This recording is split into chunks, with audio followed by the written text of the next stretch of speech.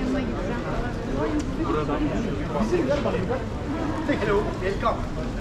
Ama orası da yok. Bekledin sen mi?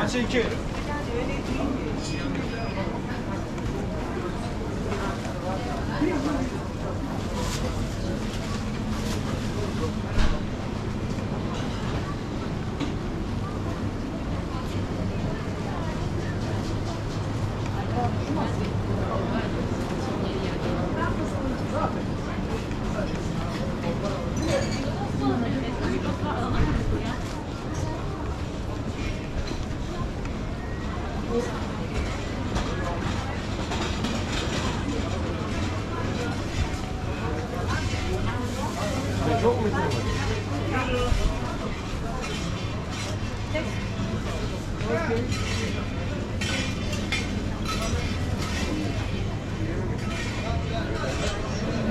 adamlar nasıl satacak?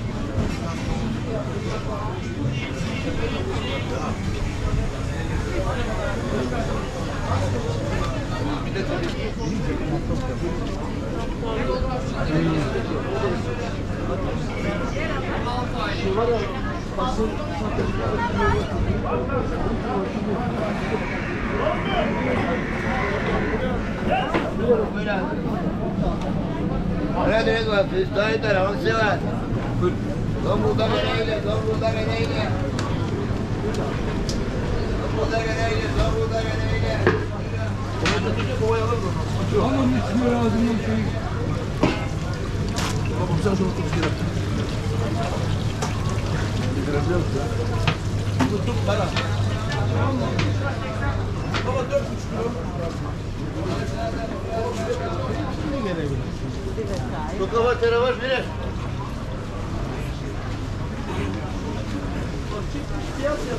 Bir o kayıt salata bilir.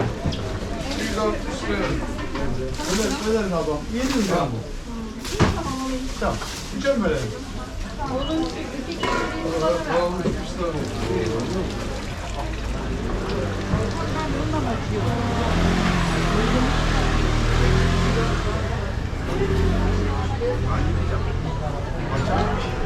Gel dayı, nerede otur ben getireyim vereyim sana.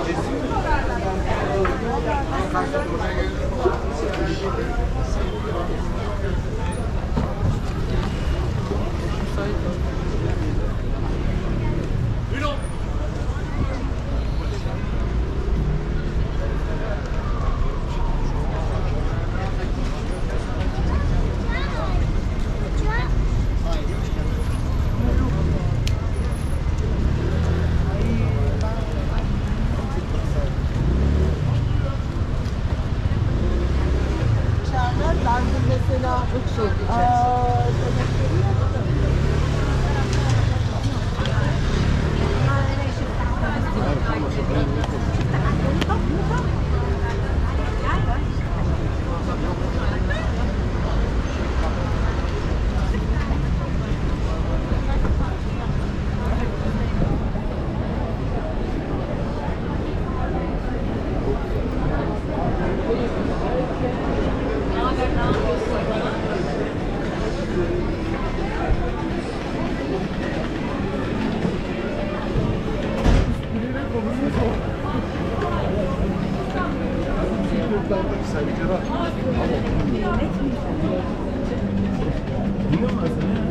Öyle.